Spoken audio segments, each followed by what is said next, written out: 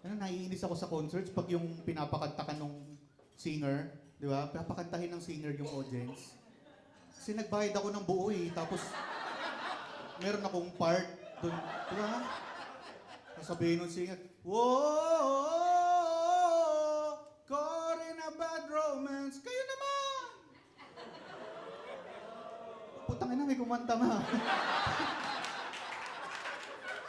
Di ba nakakainis? Feeling ko asar na din yung kabanda niya.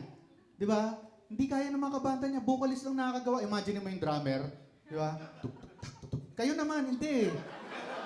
Hindi pwede. Vocalist lang. Siya lang nakakagawa nun, di ba? Kahit ibang profession.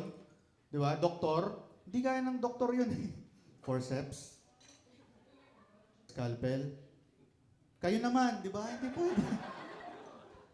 Dok, ang sakit! Ang sakit! Wala kang nurse? Ay, eto, teka.